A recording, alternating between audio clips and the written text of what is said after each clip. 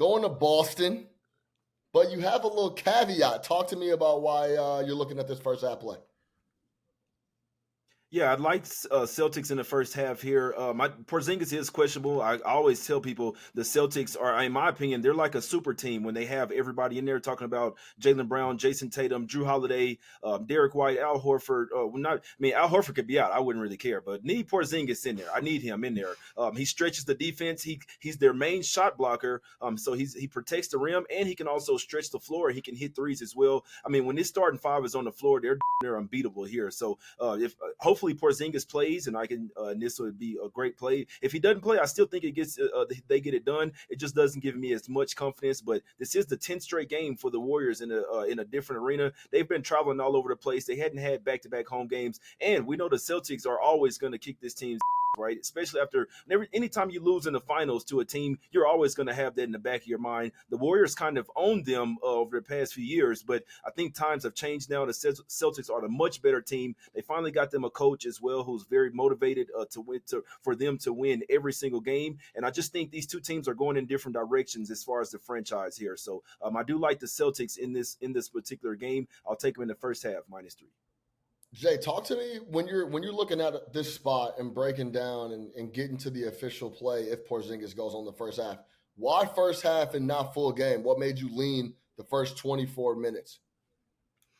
Well, honestly, I think they can get it done, both of them. But first half would be my top spot in this game. We know how sometimes the Warriors can come out and blitz a team in the third and fourth quarter. Celtics are traveling on the road after 5 straight home games as well, and it's an East Coast team going to West Coast as well. Things that people don't really look at. So I think I'd want to get in and get out here with the Celtics. But I wouldn't be surprised if they came out there and covered the first quarter, first half, and full game. But I feel a lot better with just going with the first half. The Celtics are 3-1 against the spread in their last 4 games in the first half on the road. And a couple of those games, they ended up losing. So I'm definitely expecting them to come out with some fire in this one early.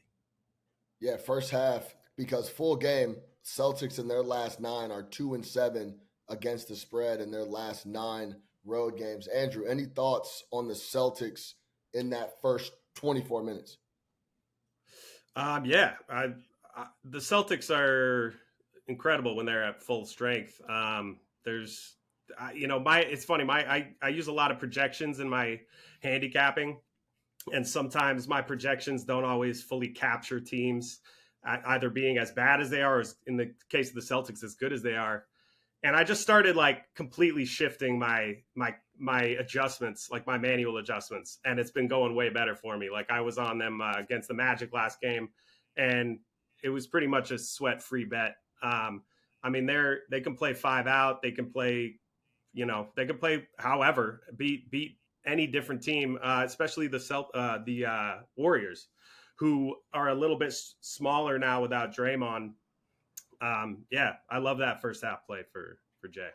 Yeah, 1-9-1 ATS at home for the Warriors. So we just talked about the Celtics struggling on the road the last 9, but the Warriors can't get it together at the home. Number's been a little inflated. Brian, any thoughts on that, on the Celtics overall, the Warriors overall, and that first half play from Jay?